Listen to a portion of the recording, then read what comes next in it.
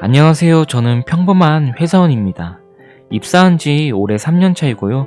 어려운 와중에도 지금까지 회사를 잘 다니고 있습니다.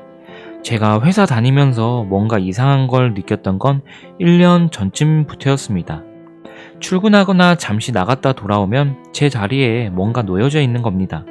방금 사가지고 온 듯한 따뜻한 커피나 과자나 초콜릿 등이 놓여져 있었습니다. 혹은 제 폰으로 안부를 묻는 문자가 오기도 했고요. 거기에다가 추석, 설날, 이런 날들이면 회사에서 주는 선물 외에도 무기명으로 선물이 따로 오기도 했습니다. 처음에는 크게 신경을 쓰지 않았습니다. 누군가 저한테 잘 보이고 싶거나 혹은 마음이 있다고 생각했습니다. 그런데 저는 그때 애인이 있었기에 크게 신경 쓰지 않았습니다.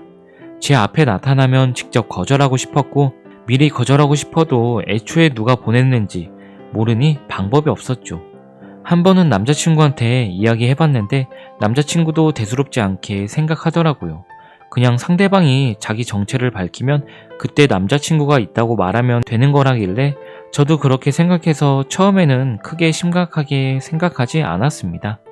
다만 남자친구가 있는 제게 누가 고백하는 게 부담스러워서 일부러 회사에 제가 남자친구가 있다는 걸 어필하고 다녔습니다. 제게 남친이 있다는 사실이 알려지면서 손을 뗄 거라 생각했던 거죠. 하지만 이름 모를 상대방이 선물 공세를 그만두거나 정체를 드러내기 전에 제가 남친과 먼저 헤어지게 되었습니다. 회사 근처에서 다투면서 헤어지는 바람에 회사의 소문도 다 났고요. 그 이후엔 저를 향한 문자나 선물 공세가 더 심해졌습니다.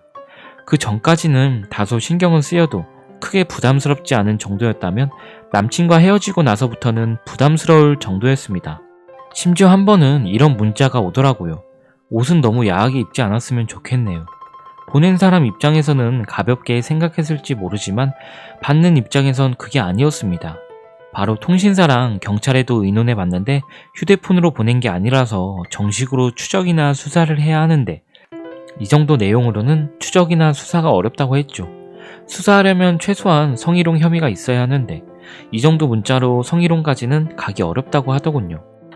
그래서 저는 계속해서 할 수 있는 한 문자 추적에 나섰고 동시에 선물 역시 받지 않고 받은 선물 족족 회사 휴게실에 놔두던가 탕비실에 놔두었습니다.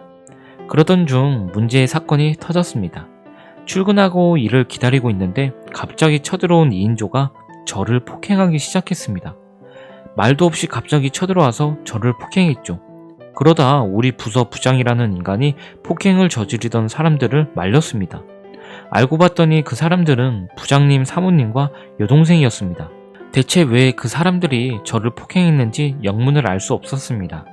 저는 전치 사주 판정을 받고 입원하게 되었습니다. 다행히 제 아는 지인 중에 형사로 근무하는 분이 계셔서 그분 통해서 일단 처리해 보려고 했습니다.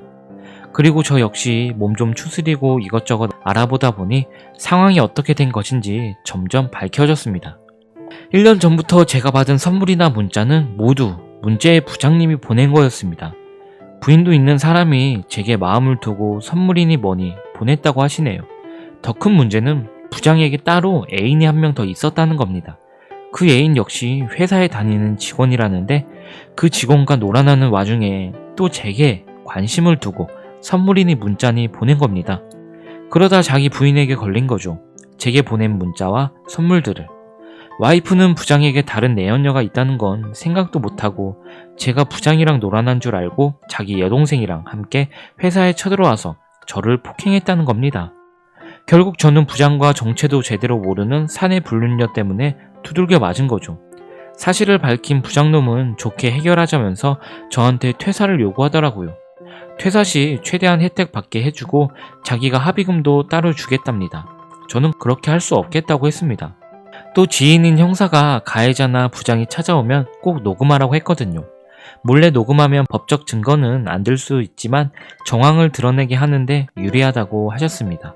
그래서 일단 대화는 다 녹음했고 이후 전치 사주 진단 확정받고 증거도 확보했습니다. 보통 이런 경우 회사에서 CCTV 같은 증거를 잘 안 주기도 한다던데 지인분이 형사라서 직접 개입하시니 쉽게 증거를 확보할 수 있었습니다. 그렇게 폭행 증거까지 확보된 뒤에 지인이 어떻게 할 거냐고 물으시더라고요.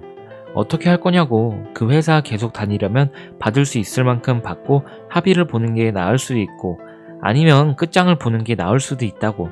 저는 회사는 계속 다니겠지만 그래도 갈 때까지 가고 싶다고 말했습니다.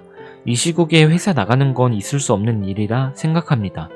제 취업도 힘들 것 같고 제가 잘못한 것도 없는데 그래서 저는 회사는 계속 다니는 대신 법적으로 모든 관련자에게 최대한 대가를 치르게 해주겠다고 말씀드렸습니다. 일주일 정도 입원 후 몸을 추스리고 회사에 가니 분위기가 가관이더라고요. 부장놈이 뭘 어떻게 해놨는지 제가 이미 불륜녀로 낙인이 찍힌 듯한 분위기였습니다. 대놓고 저 앞에서 불륜녀 운운하는 직원은 없었지만 모두 저를 피하더라고요. 심지어 벌써 퇴사가 확정된 사람이냐 새로운 일은 안 맡기고 기존 일 마무리를 빨리 요구하는 게 가관이었습니다. 그래서 부장 찾아가서 말했습니다. 저는 퇴직할 생각 없으니 사모님과 여동생 불러서 회사 사람들 앞에서 해명하라고. 그런데도 부장은 정신을 못 차리더라고요. 저는 바로 회사 홈페이지를 통해 사내 사람들에게 알렸습니다. 저는 결백하니 저에 대해 함부로 떠드는 사람들은 모두 고소하겠다고요. 그런 와중에 윗선에서 제게 연락이 왔습니다. 권고사직 할지 회사 계속 다닐지 물어보더라고요. 아마 윗선에서는 제가 회사 나갈 줄 알았나 봅니다. 이에 저는 인사과 찾아가서 사직할 마음 전혀 없으며 제가 잘못한 것도 없다고 말씀드리고 그동안 수집한 여러 증거를 내놓았습니다. 동시에 제게 협조하는 형사님도 있다고 말씀드리면서 혹시나 회사 차원에서 제게 불이익을 줄 경우 노동위는 물론 법원까지 찾아갈 것이라고 말씀드렸죠.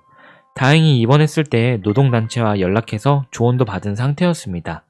보통 이런 다툼에서는 일개 직원인 제가 불리한 경우가 많지만 지금은 제게 유리한 증거가 많아서 회사에서 불이익을 줄 경우 노동위 진정이나 재판정까지 갈 수 있다고 하더라고요. 그래서 회사에서도 그 사실까지 확실히 알린 뒤 모든 책임은 부장에게 있다고 못을 박았습니다. 결국 사건이 회사 사장님까지 올라갔습니다. 다행히 사장님은 윗분 치고는 말이 통하는 분이셨고 일단 부장이 책임을 져야 한다는데 동의하셨습니다.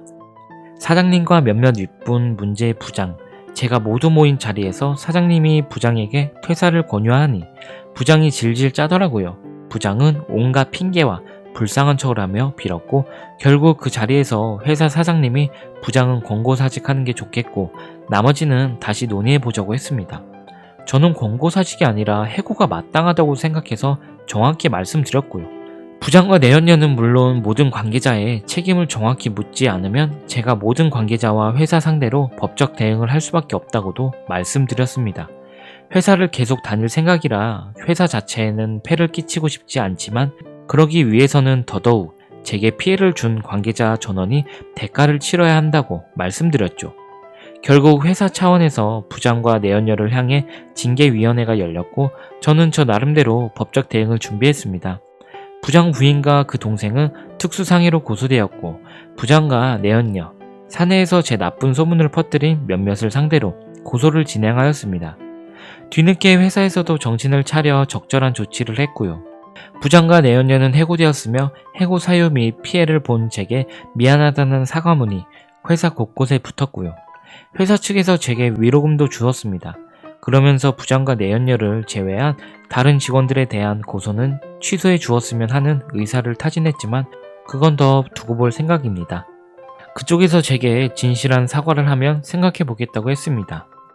그리고 부장과 내연녀, 부장 사모님과 그 여동생은 법의 참맛을 보고 있습니다. 부장과 사모님과 여동생은 제게 합의를 부탁하더군요. 제가 인당 2천만원씩 요구했더니 그건 너무 과하다고 합니다. 그래서 그냥 형사 고소하고 동시에 민사 고소해서 받아낼 만큼 받으려 합니다. 제가 고소 취하지 않으면 어차피 실형 피하기 힘든 상황이라 인당 2천을 줄지 아니면 둘 다 감옥 다녀오고 민사 재판까지 치를지는 본인들이 선택하겠죠. 마지막으로 문제의 부장은 감옥행을 피하기 어려울 것 같네요. 한창 사건이 진행되던 중에 제 서명을 위조해서 저를 권고사직 시키려던 행위가 적발되었거든요. 이게 회사에서 먼저 발각되었고 회사에서 직접 경찰에 자료를 넘기는 바람에 빼도 박도 못하고 형사재판을 받게 되었습니다. 실형받을 확률이 아주 높다고 하네요. 그리고 저 역시 부장에게 가능한 보상을 받아낼 생각이고요. 이렇게 저를 둘러싼 불륜 소동은 대충 마무리가 되어가고 있습니다. 솔직히 사건이 워낙 커진 탓에 지금 다니는 회사에서 얼마나 다닐 수 있을지는 모르겠습니다. 그러니 더더욱 받을 수 있을 만큼 다 받아내고 회사에서 버틸 수 있을 만큼 버텨보려고 합니다. 독한 세상에서 살아남으려면 제 자신도 독해져야 할 테니까요. 제 사연 끝까지 들어주셔서 감사합니다. 오늘의 사연 여기까지입니다. 끝까지 시청해주셔서 감사합니다.